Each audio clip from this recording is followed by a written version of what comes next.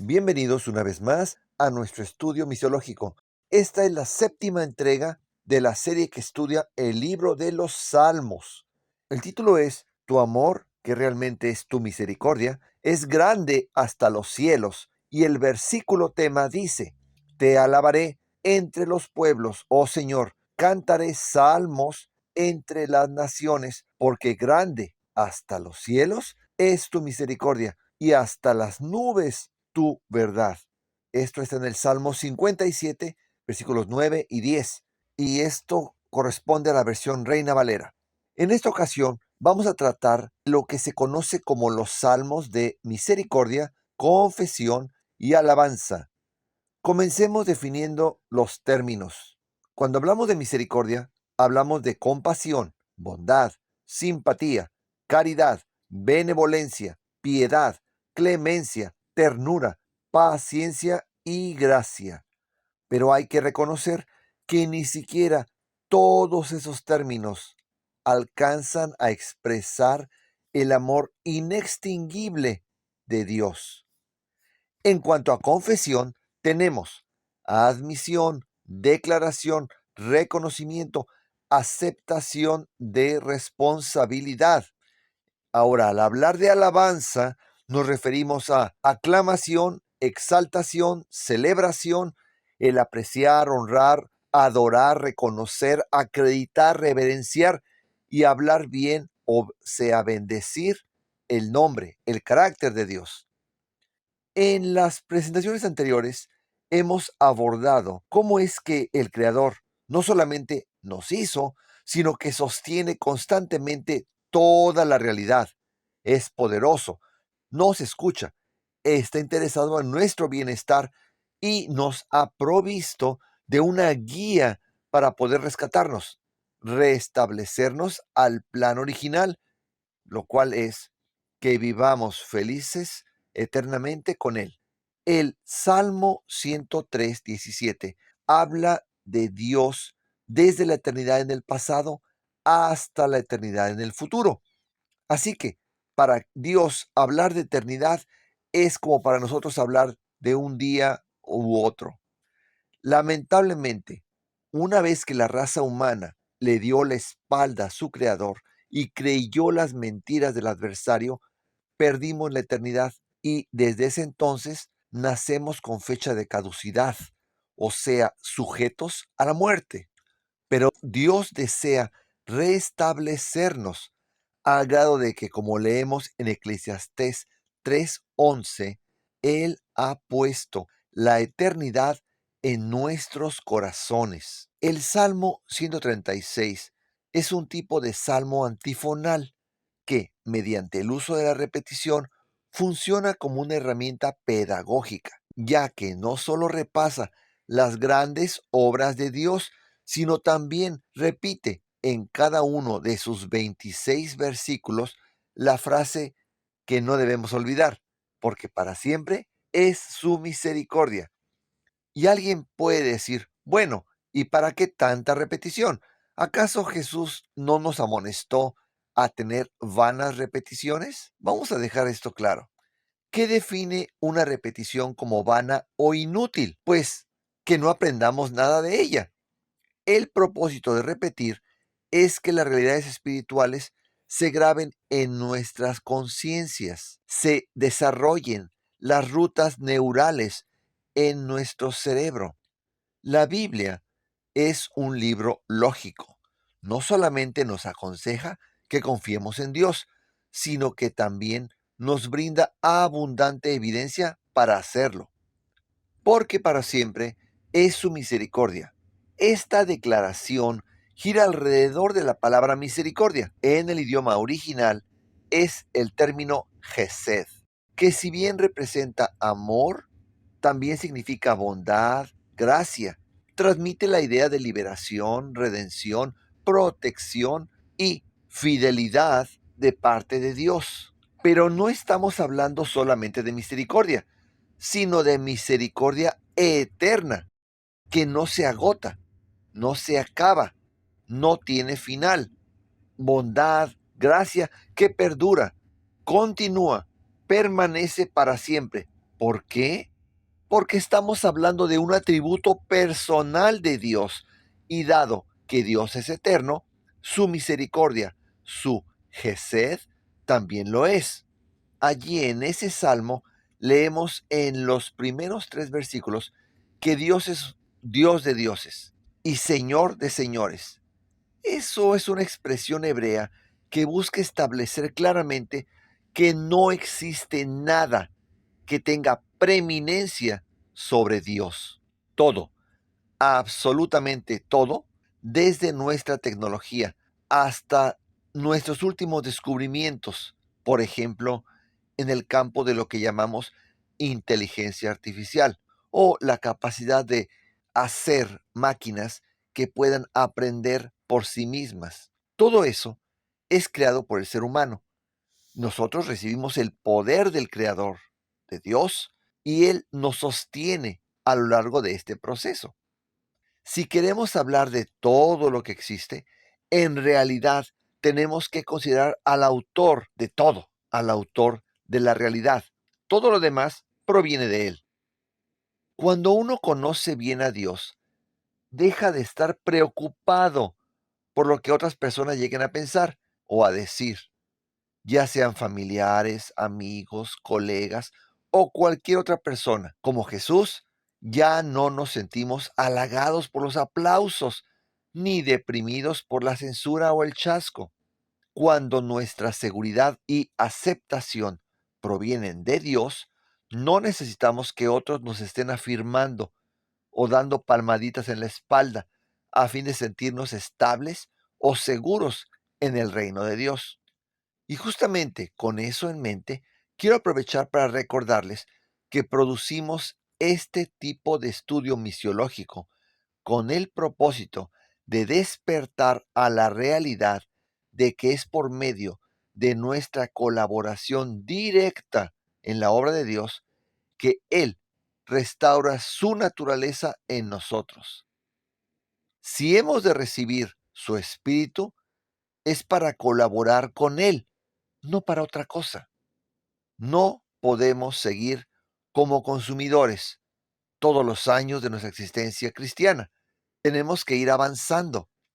Se habla de formar discípulos, sí, pero el propósito es que esos discípulos se conviertan en enviados, apóstoles, misioneros, mensajeros, ángeles, embajadores, agentes o de cualquier otra manera que gustemos llamarles.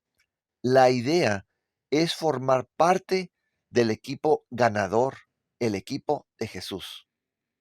Y con esto en mente, les invito a que se suscriban, le pongan un like al video y lo compartan con más personas, de manera que estos conceptos no se queden tanto en teoría, sino que encuentren su aplicación práctica y nos ayuden a apresurar el regreso de Jesús. Sí, tan importante como es el conocer a Dios, es también el que estemos plenamente conscientes de nuestra situación. Estamos vivos con la oportunidad de escoger el colaborar con Dios o no. El hacerlo o no determinará si somos restaurados o no. A menos que captemos eso plenamente, vamos a estar, cuando mucho, medio convencidos nada más y medio involucrados con Él. Y es que esa entrega incondicional, total al Señor, es lo que nos permite que Él cree en nosotros, que Él restablezca no solo un corazón limpio, sino el mismo corazón de Él, el corazón de Dios. Para recibir ese nuevo corazón o la misericordia de Dios, necesitamos confiar en Él. Recordemos cómo en la Biblia hebrea, confiar, emuná en hebreo, es sinónimo de tener fe o creer. Y como hemos dicho antes, esta misma palabra, emuná, comparte su raíz con el término amén. En el Salmo 51, cuando David reconoce la gravedad de su pecado, no solamente contra Bathsheba y Urías, sino contra Dios mismo. Allí en ese capítulo, en el versículo 1 dice, ten misericordia de mí. La palabra que se traduce como misericordia es Hanan, que conlleva la idea de mostrar favor, de recibir gracia, misericordia, piedad. Oh Dios, de acuerdo a tu Gesed, la palabra que habíamos mencionado anteriormente, que también significa misericordia, pero en este caso se refiere a la misericordia eterna. Conforme a tu abundante compasión, borra mis transgresiones.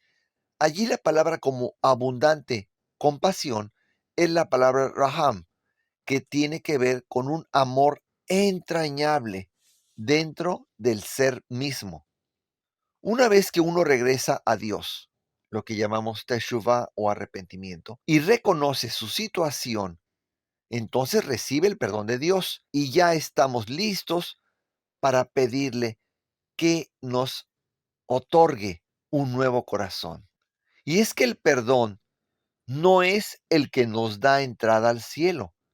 Pensar así sería legalismo. El cielo no va a estar poblado por delincuentes perdonados, sino por aquellos que han permitido que Dios les transforme el corazón y les proporcione su espíritu.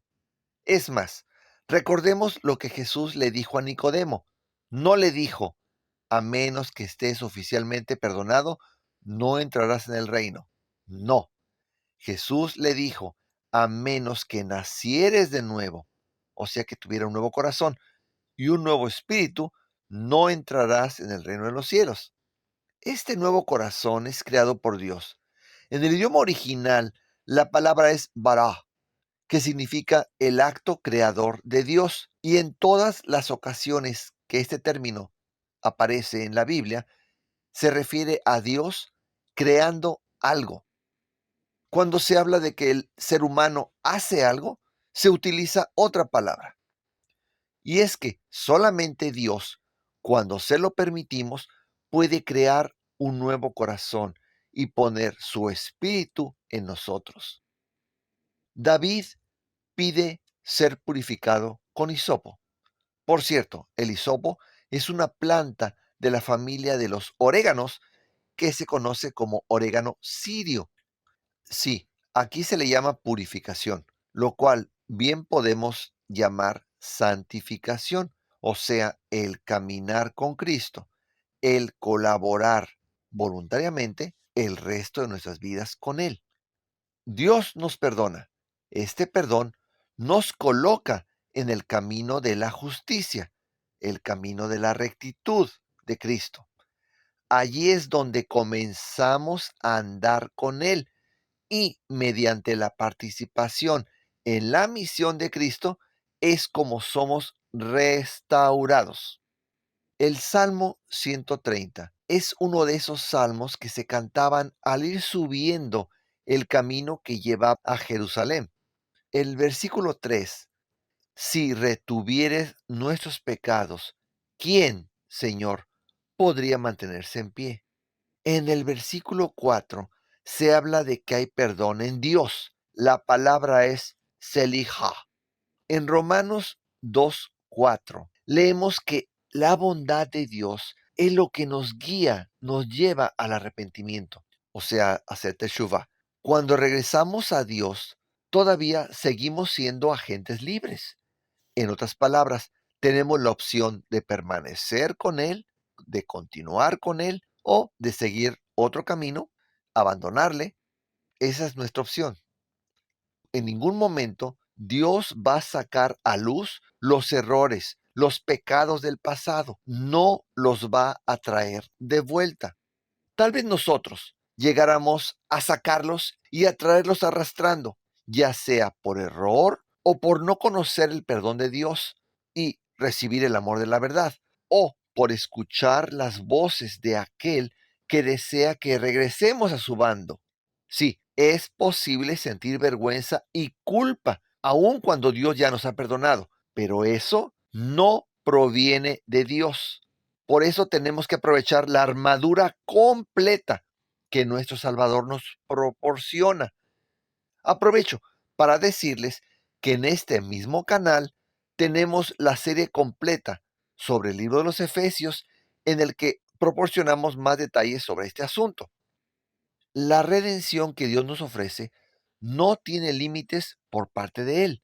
Si alguien la va a limitar, seríamos nosotros, ya sea porque no confiemos o creamos en Él, o porque nos dejemos engañar por las mentiras del diablo.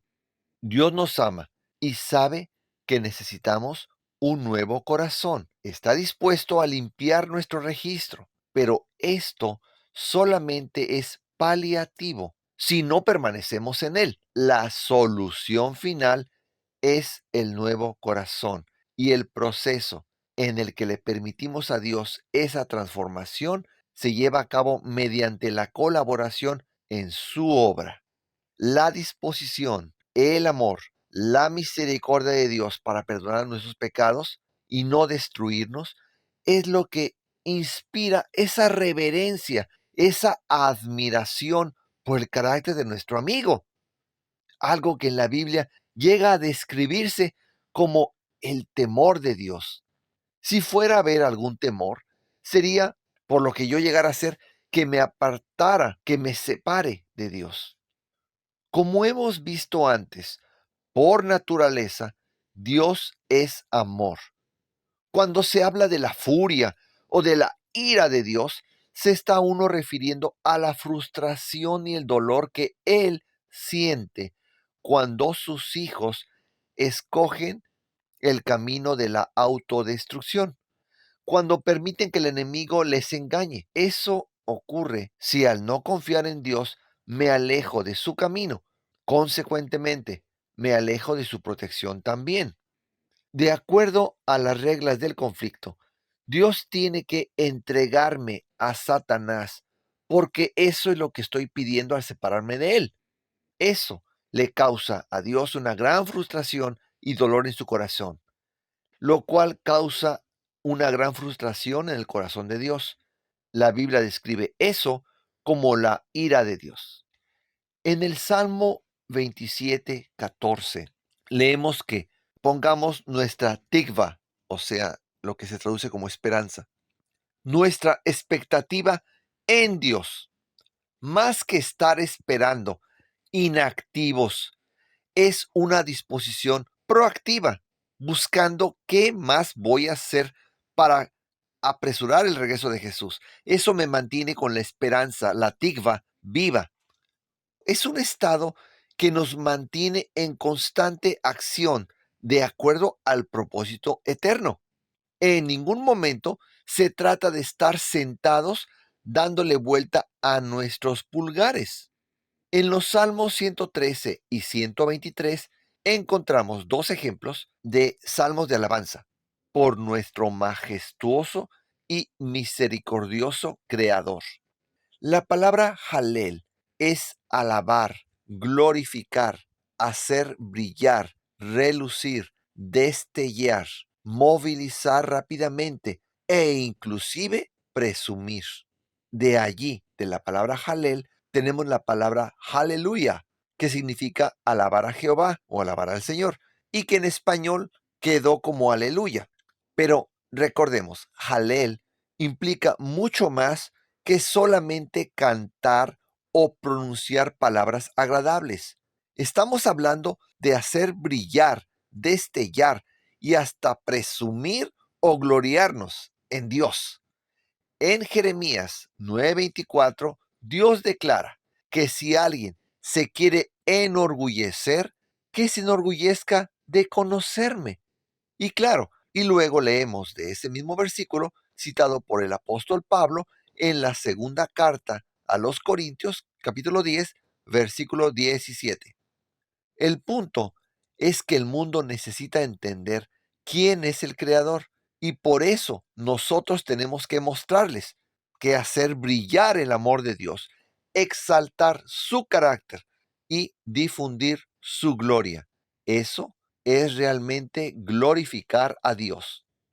Aún el llamar a Dios majestuoso, la palabra se queda corta. Personalmente, me gusta cómo en el idioma chino la palabra para Dios es Shangdi. Literalmente quiere decir más que el emperador, Son dos caracteres que se deben escribir juntos. Si se separan, pierden el significado, ya no significan Dios. Para ellos, lo máximo era el emperador. Así que Dios es el que está por encima del emperador. Y lo que nos resulta realmente incomprensible a los seres humanos es cómo Dios, a pesar de ser el creador, el rey del universo, está dispuesto a condescender a nuestro nivel. Y es que en el reino de Dios, como Jesús nos lo enseñó, el mayor es el que más sirve. Dios es el más grande justamente porque Él es el que sirve más. Él sostiene todo, todos y cada uno de las partículas, átomos, moléculas que conforman el universo. Nadie sobrepasa el servicio, o sea, nadie sobrepasa la humildad de Dios. Sobra decir que en efecto nos es casi imposible comprender plenamente cuán maravilloso, sorprendente, asombroso, generoso y misericordioso es Dios. Es por eso que con la ayuda del Espíritu Santo podemos percibir esas realidades eternas. Y como hemos dicho antes, el Espíritu Santo nos es dado para compartir el amor de Dios. Él desea que al hacerlo, al difundir su carácter, primero entre nosotros y luego nosotros con el resto del mundo, en ese proceso nosotros seamos restaurados al plan original. Entonces, con gusto vamos a compartir su amor con todo el mundo. No vamos a estar pensando qué será lo menos que puedo hacer por Dios. Cuando recibimos el amor de la verdad, estamos deseosos y gozosos de compartirle más y más. Sí, su poder se manifiesta en levantar al caído, al que está triste. De hecho, es por su misma bondad que estamos vivos. Cuando nuestros primeros padres, al separarse de Dios, vendieron la raza humana al enemigo, voluntariamente escogieron desconectarse de la única fuente de la vida. Y es por eso que ahora todos somos mortales. Pero gracias a Dios, su gran amor y su deseo de bendecirnos es que se nos brinda esta oportunidad de estar vivos y elegir permitirle que nos restaure. Cuando llegamos a tener una vislumbre de todo lo que Dios en su gran amor ha hecho y hace por nosotros, no tenemos otra manera de responder más que adorarle de manera genuina. Respondemos a todo lo que es Él con todo lo que nosotros somos. Eso es la adoración genuina. Es cierto que el Calvario muestra lo que Dios ha hecho por nosotros.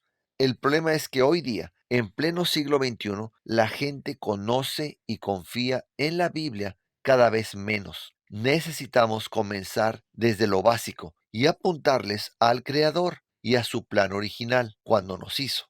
Es cierto que nuestro estado actual dista mucho del original, pero Dios nos presenta suficiente evidencia en su palabra para mostrar que Él quiere, puede restaurarnos. ¿Y cómo podemos responder a las múltiples y multiformes bendiciones de Dios? El primer paso es estar agradecidos.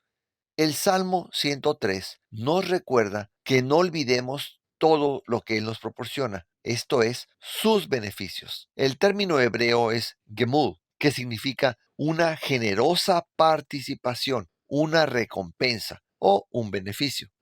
Y es que podemos cantar muy bonito y decir cualquier cosa, pero si no estamos realmente agradecidos, lo que hagamos no va a ser de corazón. La gratitud es el paso número uno antes de que podamos llegar a valorarle, a apreciarle, o sea, a adorarle. En el versículo 1 de ese mismo salmo se expresa la idea de bendecir a Jehová y en otras traducciones, bendecir al Señor.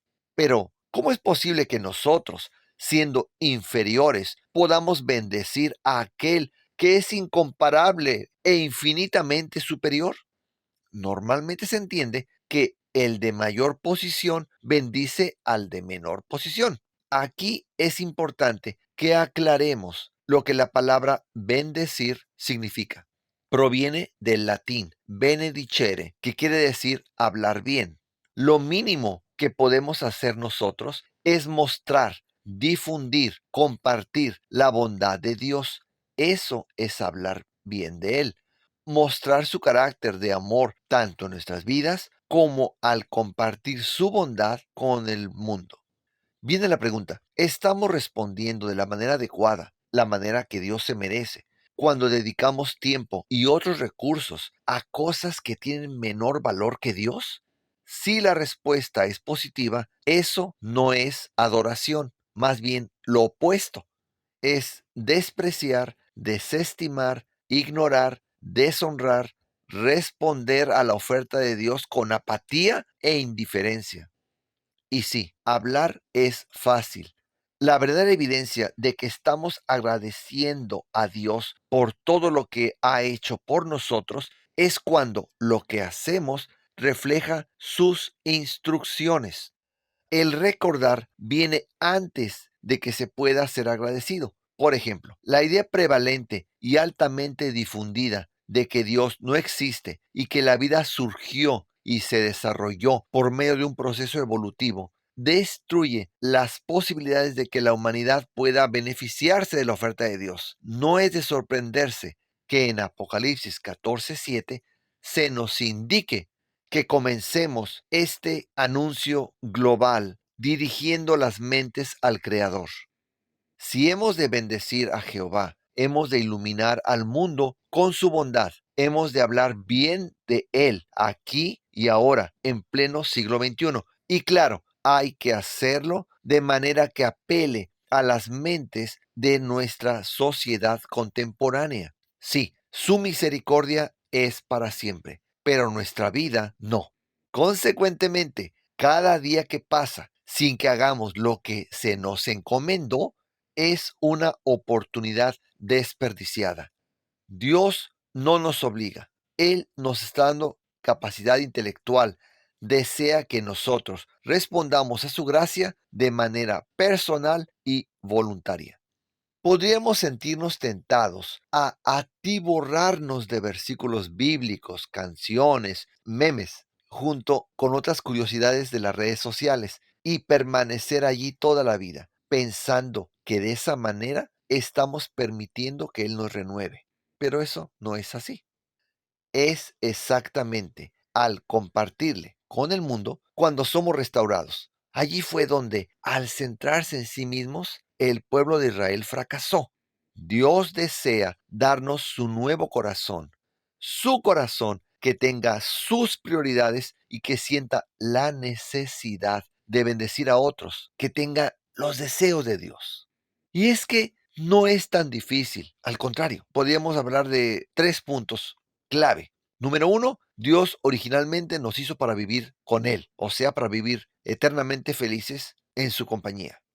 Número 2, nuestro estado actual, sujetos a la muerte, mortales, es resultado de nuestra separación de Dios. Esto que llamamos vida es la oportunidad que Él nos brinda de aceptar o rechazar su propuesta, de restaurarnos a su propósito original, o sea, el número 1 que acabamos de hablar.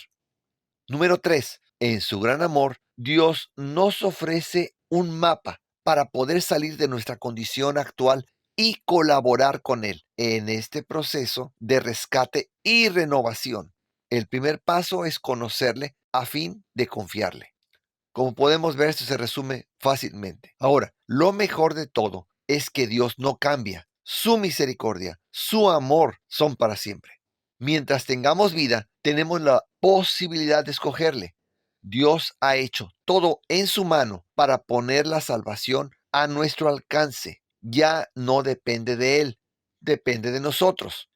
Y es que el perdón de Dios es nuestro solamente con el hecho de regresar a Él y aceptarlo, aceptar este regalo de salvación. Si estamos vivos, es porque en su misericordia, nuestro Padre Celestial nos ha brindado la oportunidad de decidir. Si llevas tiempo de conocerle y aún no has descubierto la bendición de ser su agente especial, de compartirle con otros, entonces no has disfrutado todavía el mayor don de Dios.